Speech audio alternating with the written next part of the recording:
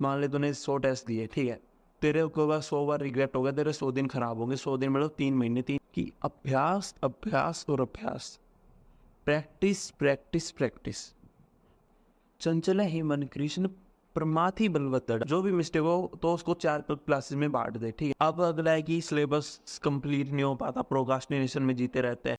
सो है गाइस, जिससे आज की वीडियो है कि बेसिकली मॉक टेस्ट में नंबर इंक्रीज नहीं हो रहे। काफ़ी मतलब मेरे को भी दिक्कत आई थी ये कि स्टक हो जा रहे हैं, मतलब काफ़ी प्रॉब्लम्स है। तो ये सारी वीडियो लगभग मॉक टेस्ट का और सारे डाउट्स वगैरह सब कुछ कवर करने वाली है। जैसे कि तो ये वीडियो लाइक काफ़ी पार्ट्स में है। जैसे पहले पार्ट में कवर कर लूँगा मैं कि जैसे सबसे पहला होना चाहिए कि हमें टेस्ट दे भी रहे हैं या फिर नहीं, हमें टेस्ट देने चाहिए या नहीं। एक तो देख, क्योंकि यहाँ बिल्कुल लेआउट वो ड्रॉ कर लेते हैं ना, तो सबसे पहले हम टेस्ट देने चाहिए या नहीं।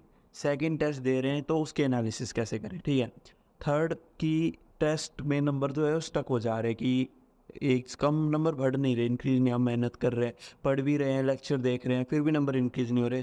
तो थर्ड पार्ट में ही हो गया। अब फोर्थ है कि एनजाइटी कैसे डील करें, क्योंकि क्या है ना कि टेस्ट में हम दे रहे हैं टेस्ट, तो उसमें एनजाइटी बहुत होती है। एक दिन पहले जो पैनिक अटैक आते हैं, मतलब फॉर्मूले हमें याद है लेकिन हम अप्लाई करना भूल जाते हैं, आते आते क्वेश्चन गलत कर रहे हैं, सिली मिस्टेक कर रहे हैं, काफ़ी दिक्कत होती है। मतलब गड़बड़ा जाता है सारा मामला। पढ़ रहे हैं, कॉन्फिडेंस नहीं आ रहा, ठीक है। तो इन सब पे होगा। और है कि मतलब फुल सिलेबस टेस्ट कब देने चाहिए, पार्ट सिलेबस टेस्ट कब देने चाहिए। मैंने फुल सिलेबस टेस्ट कब दिए थे। और कि हाँ, एक ये है कि सिलेबस कंप्लीट नहीं हो रहा तो हमें टेस्ट देने चाहिए या नहीं देने चाहिए, क्या करें, कब हमें टेस्ट देना चाहिए वगैरह। तो काफ़ी मतलब दिक्कतें हैं कि तो लास्ट तक कवर हो ही जाएंगी सारी। सो सबसे पहले पार्ट की टेस्ट देने चाहिए या नहीं। तो फर्स्ट ऑफ ऑल मैं क्लियर कर दूं कि आपके पास दो चॉइस है, ठीक है। एक है कि आप कंसिस्टेंट है या फिर आप कंसिस्टेंट नहीं है। मैं क्या था ना कि मेरे जैसे मैं 250 नंबर थे, फिर मैं पढ़ा 1-2 महीने, तो मैंने टेस्ट दिया था, उसमें थे मेरे लगभग 300 के आसपास नंबर, 320-30 के आसपास नंबर थे। तो मुझे लगा कि नहीं यार, मैं 1 महीने पढ़ भी लिया फिर भी इतना कुछ खास इंक्रीज़ नहीं हुआ, मेरे को कुछ फील नहीं हो रहा था कि नहीं यार मैंने कुछ ग्रो किया है, तो मैंने छोड़ दिया था। अब दिक्कत क्या होती है ना कि मैं था कंसिस्टेंट, मैं दिन के डेली 8-9 घंटे पढ़ रहा था, मेरे को पता था कि मैं कर लूँगा लास्ट तक। अब बच्चे हैं कंसिस्टेंट नहीं रहते, तो उसका क्या वो होता है कि टेस्ट देने से हमें यार कंसिस्टेंसी मेंटेन रहती है। पता है कैसे? आज जैसे मान लो तुम्हारा 15 दिन बाद टेस्ट है, ठीक है, तुम्हें डर रहेगा नहीं यार टेस्ट है, सिलेबस कंप्लीट करना है, तो कंसिस्टेंटी मेंटेन रहेगी, तुम पढ़ते रहोगे। अगर तुम कंसिस्टेंट नहीं हो, ठीक है, और तुम टेस्ट दे छोड़ देते हो, तो उससे क्या होगा, हमें कोई डर नहीं रहेगा कि यार लगेगा 5 महीने बाद नीट होगा, कर लेंगे, लास्ट के 1 महीने में सब खींच देंगे। कुछ नहीं होता भाई ऐसे, ठीक है। तो फर्स्ट ऑफ ऑल क्लियर कर लो तुम कंसिस्टेंट हो या नहीं हो। अगर तुम कंसिस्टेंट हो और तुम्हारा सिलेबस काफ़ी बचा हुआ है और तुम्हें लग रहा है तुम्हारे मार्क्स मतलब ठीक ठीक आ रहे हैं, बट तुम्हें कोई इंक्रीजमेंट, अपना कोई ग्रोथ फील नहीं हो रहा, ठीक है, तो मैं सजेस्ट करूँ छोड़ सकते हो, ऑप्शनल है। बाकी ये बहुत ही मतलब काफ़ी बच्चे कहेंगे यार कोई नहीं कहता ऐसे तो छोड़ दे वगैरह वगैरह, बट यार जो मैं फील कर रहा हूँ मैं वो बता रहा हूँ, मैं कोई मतलब वो नहीं है तुम्हारी झूठी कवरिंग लगा के बता रहा हूँ, ठीक है। सेकंड, अगर तुम कंसिस्टेंट नहीं हो तो तुम्हें टेस्ट देने ही पड़ेंगे, उसका कोई वो नहीं है कि यार मैं तुम छोड़ सकते हो, क्योंकि उससे क्या होगा ना, कंसिस्टेंसी मेंटेन रहेगा। और NEET is all about consistency, ये बात सब कह रहे हैं और मैं भी वही कह रहा हूँ। NEET is all about consistency. जितना तुम कंसिस्टेंट हो, चाहे किसी भी मीडियम से हो, कैसे भी हो, कोई भी आप यूज़ कर रहे हो, ऐप यूज़ कर रहे हो, कुछ भी कर रहे हो, बट हो, तो तुम्हारा नीट होगा, ठीक है। इसमें एक डेंजर थिंग क्या है कि बच्चे नंबर्स पे देखने लगे, यार मैं टेस्ट तो दिया, मैं कंसिस्टेंट नहीं हूँ तो मेरे को टेस्ट देने पड़ेंगे, अब मेरे नंबर नहीं आ रहे। तो नंबर को यार, चलो इसको मैं लास्ट में इंक्लूड कर दूंगा कि नंबर को कैसे मतलब नेगलेक्ट वगैरह करें, बट मेन थिंग इज़ तुम नंबर को इतना वो मत दो, भाव मत दो, ठीक है। नंबर की इतनी इज्जत मत करो कि वो तुम्हें इफेक्ट करे इंटरनली। तुम्हें देख क्या है, सिंपल बात है भाई, अगर तू नंबर को भाव देगा, मान ले तूने 100 टेस्ट दिए, ठीक है, तेरे को बस 100 बार रिग्रेट होगा, तेरे 100 दिन खराब होंगे। 100 दिन मतलब 3 महीने, 3 महीने मतलब 3 बार रिवीजन, और 3 बार रिवीजन मतलब हर रिवीजन में अगर 100 नंबर इंक्रीज हो रहे हैं, 50 नंबर इंक्रीज हो रहे हैं, तो 150, 200, 300 नंबर का लॉस। इसका मतलब सिलेक्शन ख़त्म, ठीक है। जीवन तो बर्बाद नहीं है, बट स्टिल काफ़ी मतलब अपना गोल क्या है, नीट है, मतलब नी गोल से डाइवर्ट हो रहे हो, ठीक है। तो बात समझो, एंड सेकंड, अब देख टेस्ट देने नहीं देने क्लियर हो गया। अब सेकंड चैप्टर है हमारा कि एनालिसिस कैसे करें। अब देख एनालिसिस की सबसे पहले एक नोटबुक बना ले भाई, जिस पे तू सिर्फ टेस्ट के बारे में लिखेगा। तो सबसे पहले काम क्या होगा, मान ले जितने तेरे क्वेश्चन गलत हुए, 15 गलत, 20 गलत, जितने क्वेश्चन तेरे गलत हो रहे हैं ना, उसको राइट डाउन कर ले। जैसे क्वेश्चन नंबर मेरा 13 गलत है, 16 गलत है, 17 गलत है, फिर 21 गलत है, ऐसे लिख ले कौन से क्वेश्चन नंबर गलत है। अब क्वेश्चन नंबर लिखने के बाद उसके आगे उसका रीज़न लिख कि जो 13 वाला क्वेश्चन गलत है वो क्यों गलत है, ठीक है। फिर 17 वाला क्वेश्चन क्यों गलत है, सिली मिस्टेक हुई मुझसे, कंसेप्चुअल मिस्टेक है, जो भी मिस्टेक हो तो उसको 4 क्लासेस में बांट दे, ठीक है। पहली क्लास अगर तेरे कैलकुलेशन मिस्टेक हो रही है, दूसरी क्लास जिसमें तो उसमें तो ये इंक्लूड कर ले जो तेरे को आते थे बट जैसे क्वेश्चन आंसर न क्वेश्चन ढंग से नहीं पढ़ा, इस कारण गलत हो गए, मतलब गलती से गलत होने वाले क्वेश्चन आते थे बट नहीं कर पाया। थर्ड क्लास कंसेप्चुअल मिस्टेक, और फोर्थ क्लास जो आप अटेम्प्ट नहीं कर पाई। 4 क्लास में बांट लिए। अब फर्स्ट क्लास कौन सी, सिली मिस्टेक। सिली मिस्टेक तो जैसे आप कैलकुलेशन मिस्टेक वाली है, तो कैलकुलेशन तो धीरे धीरे स्ट्रॉन्ग होगी। तुम क्या करो इसके लिए, फिजिक्स वगैरह जो जब प्रैक्टिस कर रहे हो तो टाइमर लगा के साथ प्रैक्टिस करो, उससे कैलकुलेशन भी तुम्हारी स्ट्रॉन्ग। कैलकुलेशन स्ट्रॉन्ग करने का एक बेसिक फार्मूला बताऊँ, हम लोग पेन पेंसिल का बहुत यूज़ करते हैं, पेन पेपर का, हर चीज़ छोटी छोटी कैलकुलेशन के लिए। अब मान लो मेरे को 150 में 180 ऐड करने हैं, तो तुम क्या करोगे, 150 प्लस 180, मतलब जो बच्चे करते हैं ऐसे। एक क्या करेगा, हम वैदिक मैथ टाइप लगाएंगे, तो 180 है, उसको 2 पार्ट्स में तोड़ लो, 150 और 30। अब 150 150 300 होता है, हमें पता है, सिंपल। और 30 वे 180 वाला है ही, तो 150 प्लस 180 330, सिंपल। मेरे को कोई मैथ लगाने की जरूरत पड़ी नहीं, सिंपल वैदिक मैथ। तो तुम वैदिक मैथ की ट्रिक्स थोड़ी अप्लाई करो, उससे फ़ायदा होता है, कैलकुलेशन स्ट्रॉन्ग होगी, फिजिक्स में हेल्प मिलेगी और टाइम बचेगा। टाइम बचेगा तो तुम मिस्टेक्स कम करने के चांसेस होंगे। अब फर्स्ट क्लास क्लियर हो गया। अब सेकंड क्लास है जो तुम मतलब अच्छे से क्वेश्चन नहीं पढ़े, उसकी वजह से गलत हो रहे हैं, तो वो तुम हर टेस्ट में एनालाइज करो कि तुम्हारे ऐसे क्वेश्चन कितने क्वेश्चन गलत है। पहले टेस्ट में 10-15 मान लो, तो उसको सुधारो कि नहीं यार मैं अगले टेस्ट में अच्छे से क्वेश्चन पढ़ूंगा, तो तुम्हारे वो रिड्यूस होंगे, 15 से 10 आएंगे, 10 से 3, तो हमें 0 तक लेके आने, वो हमें कोई मिस्टेक नहीं करनी। अब थर्ड है कि तुम्हारा जो कंसेप्ट ही नहीं है। अब जैसे मान लो कोई क्वेश्चन आया, उसको तुम्हें कंसेप्ट नहीं बता मैं क्या करूँ, तो उसका क्या करो, उस कंसेप्ट को समझो, ठीक है। टीचर से समझो, जिससे भी समझना है समझो, एंड उसके मिनिमम 10 से 15 क्वेश्चन लगाओ, उससे वो कंसेप्ट हमेशा लाइफ टाइम के लिए ख़त्म, वो याद हो जाएगा बिल्कुल। चौथा, जो तुम वो कर रहे हो अटैम्प्ट नहीं कर पाए, उसको पहले अटैम्प्ट करके देखो, अगर तुमसे हो रहे तो अच्छी बात है, नहीं हो रहे तो उसको डाउट में पूछो सर से।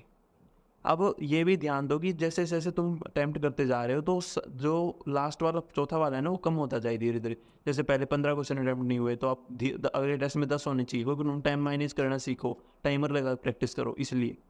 तो सेकंड हो गया। अब आ रहा है कि थर्ड है कि जो डाउट्स है ना, वो डाउट्स बिल्कुल साथ ही साथ क्लियर करते रहने हैं। ऐसे नहीं है कि तुम्हारे 10 टेस्ट दे लिए और 10 उसके डाउट हो रहे हैं। तो कृष्ण कहते हैं कि अपने मन को संयम में रखो। तो अर्जुन कहेगा कि हाँ आपने कह तो दिया, पर कैसे। चंचल ही मन कृष्ण प्रमाथि बलवत दृढ़, मतलब वायु को जैसे हम पकड़ने की कोशिश करते हैं, वैसे ही अपने मन को संयम में रखना उसी प्रकार कठिन कार्य है। तो कृष्ण भगवान कहेंगे हाँ कठिन तो है, पर करोगे कैसे। अभ्यास से नुत कौनतया वैराग्य छुकुंठते, मतलब कि अभ्यास अभ्यास और अभ्यास, प्रैक्टिस प्रैक्टिस प्रैक्टिस, प्रैक्टिस करो सब मुमकिन है।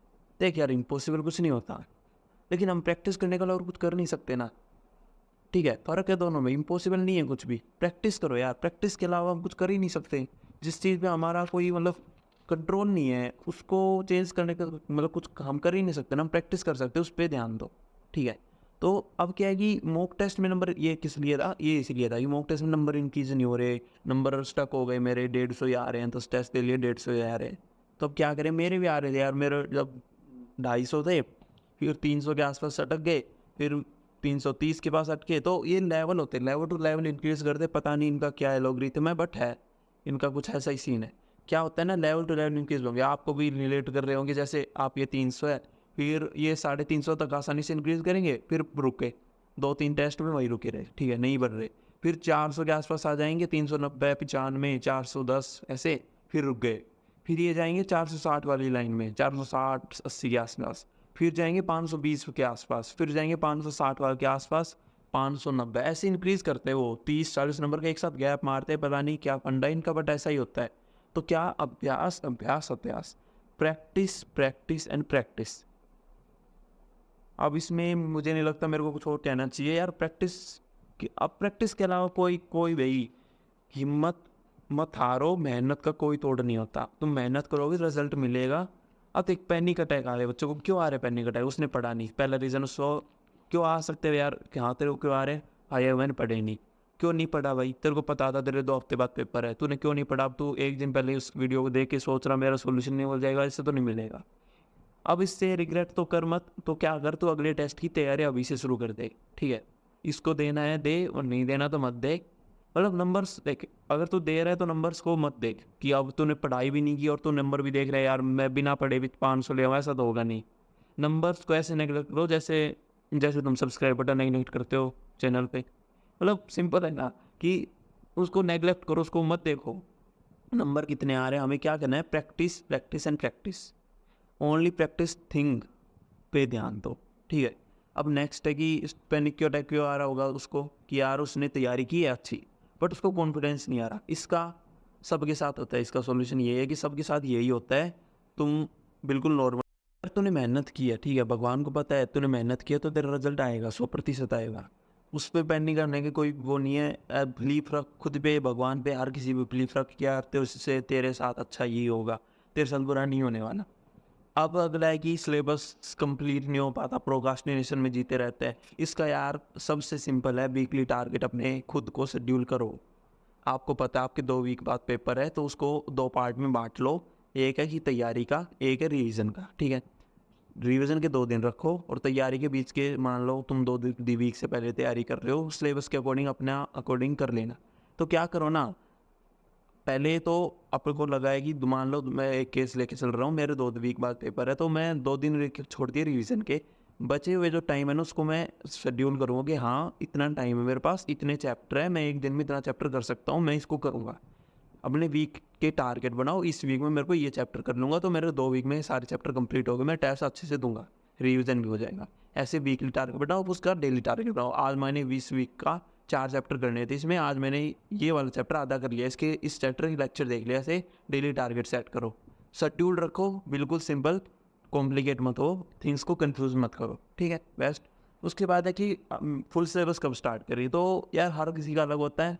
मैंने जो किया था, मैंने फैब के एंड तक वो किया था, मैंने फैब एंड हुई तो मार्च स्टार्टिंग में लगभग मैंने फुल सिलेबस देने लग गया था। और पार्ट टेस्ट तो दो, बट ऐसा नहीं कि तुम वो दे रहे हो। तुम देखो क्या करो ना, पहले पार्ट टेस्ट दो और फिर फुल सिलेबस, ये सब देते हैं, तुम ऐसे ही करो यार, सिंपल प्रोसेस चल रहा है, सब वो सब सही है।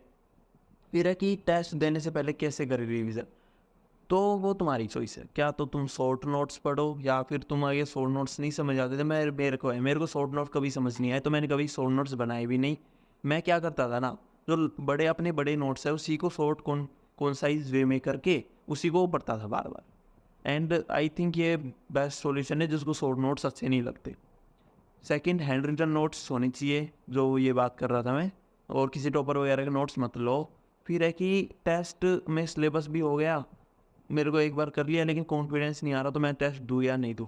भाई एक सिंपल बात बताऊँ, तू कभी सेटिस्फाई नहीं होगा तेरी तैयारी से कि मैंने अपनी 100% दे दिया, मैं अपनी तैयारी सेटिस्फाई हूँ। तुम टेस्ट दो, नंबर नेगलेक्ट करो जैसे सब्सक्राइब बटन नेगलेक्ट करते हो, ठीक है? सिंपल। ऑनलाइन टेस्ट दे या ऑफलाइन टेस्ट दे, तो इसका देख, अब तो ऑनलाइन जनरेशन आ रही है तो सब online they they, but I suggest कि तुम नीट से पहले मिनिमम 10 टेस्ट ऑफलाइन लगाओ, उसको प्रिंट करवा लो, या फिर OMR में भर के देखो। OMR प्रैक्टिस के लिए बोल रहा बस, टाइम मैनेज OMR प्रैक्टिस, क्योंकि ऑनलाइन में बिल्कुल साथ के साथ सबमिट होते हैं, OMR भरनी नहीं पड़ती, बट ऑफलाइन में OMR भरनी पड़ेगी, तो तुम इसी हिसाब से मैनेज करो। फिर है कि टेस्ट देने से पहले हो गया, और तो शायद हाँ आज के लिए इतना ही काफ़ी। बाकी अब काफ़ी कमेंट्स में आ रहा था कि केमिस्ट्री की वीडियो, तो अब केमिस्ट्री की वीडियो भी आएगी जल्दी, क्योंकि यार अब पता है थोड़ा मतलब वो हो रहा है कि कॉलेज वगैरह में डॉक्यूमेंट्स वगैरह, पता ही है यार, काउंसलिंग चल रही, तो इसलिए थोड़ा बिजी हूँ, बट कोई नहीं, डालेंगे यार पक्का।